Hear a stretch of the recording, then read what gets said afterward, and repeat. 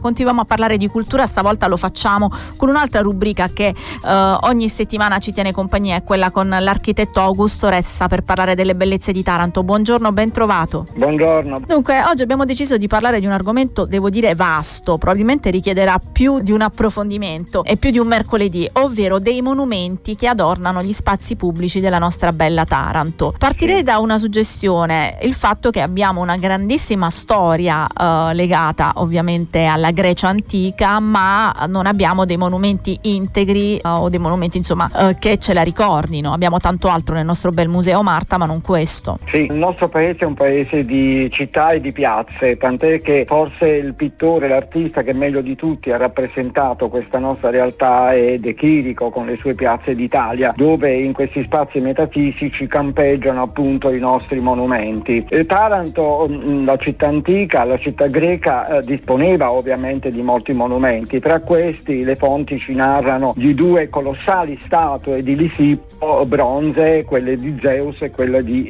Eracle. Purtroppo non è rimasta né l'una e né l'altra. La statua di Eracle e di Lisippo fu portata via dai Romani quando conquistarono la città, ma lasciarono a Taranto, bontà loro, una copia in marmo in una scala molto piccola. La testa di questa scultura, di questa coppia romana, si conserva al Marta, e da quella testa nel nuovo allestimento del museo abbiamo realizzato una replica nella scala originaria che ci è stata indicata dalle fonti, e quindi è possibile avere un'idea di quanto fosse questa colossale statua. Dobbiamo aspettare poi la città umbertina, il periodo quindi dell'Unità d'Italia, per avere a Taranto altri monumenti. La Casa Sabauda naturalmente segna il territorio, marca la sua presenza in tutta Italia e anche a Taranto attraverso l'architettura umbertina, l'urbanistica di quel periodo e anche i suoi monumenti. Tra questi monumenti abbiamo due busti che furono realizzati proprio per la piazza Garibaldi, la piazza centrale, la prima piazza che si incontra attraversato il ponte, ed erano i busti di Cavour e di Garibaldi, una sorta di riconoscimento per il servizio offerto alla Casa Sabauda. Però di questi due busti resta soltanto quello di Garibaldi, perché quello di Cavour non abbiamo più notizie, non sappiamo che fine abbia fatto, mentre quello di Garibaldi, saccheggiato negli anni '80, poi è stato ricomposto e adesso è ancora lì. Dopodiché dobbiamo fare un salto ancora storico e arrivare al 1928, quando nella Villa Peripato fu realizzato il monumento a Leonardo da Vinci, che, sia chiaro, non è il monumento al genio toscano,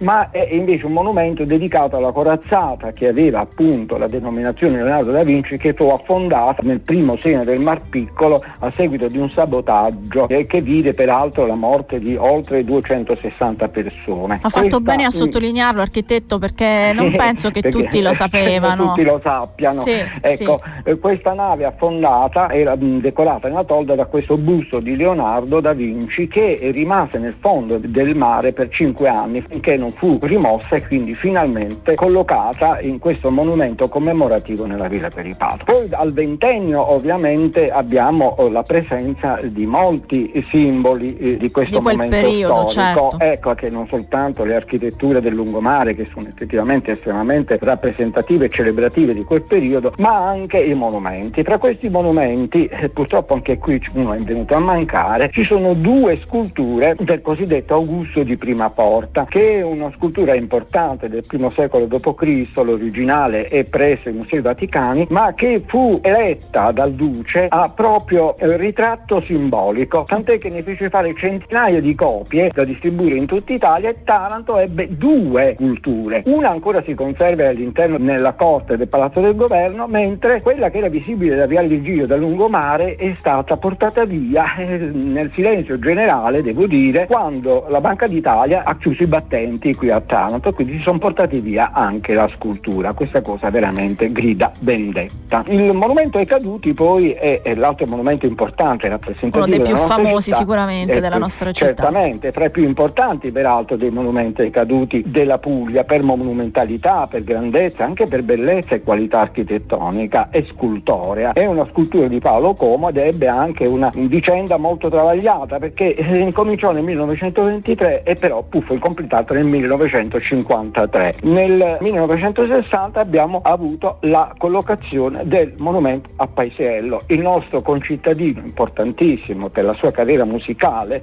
in tutto il mondo. Bene, venne realizzato realizzato da Piero Canonica con grande nervosismo nell'ambito dei critici d'arte di allora, perché era stato bandito nel 1955 un concorso per realizzare quest'opera che fu vinto da Nino Franchina, un artista d'avanguardia che aveva realizzato un bozzetto molto moderno, addirittura di tipo futurista, che peraltro promosso da una commissione che era composta addirittura da figure veramente eccellenti quali Giulio Carlo Organ e Federico Zevi, però fu preferita questa opera più tradizionale, più di stampo ottocentesco di Piero Canonica, che adesso noi ammiriamo ed è quella che adesso celebra il nostro illustre cittadino. Nel 1974 fu realizzato il monumento al marinaio, altro simbolo della nostra città, forse più di ogni altro questo è il monumento che dà scatti e fotografie soprattutto, perché c'è il mare dietro anche. Un monumento, oltre ad essere un monumento sicuramente di grande impatto espressivo e comunicativo, è un monumento che fa riferimento alla notte di Taranto del 1940, cioè è stato realizzato proprio per questo, per commemorare un episodio molto tragico della nostra storia più recente,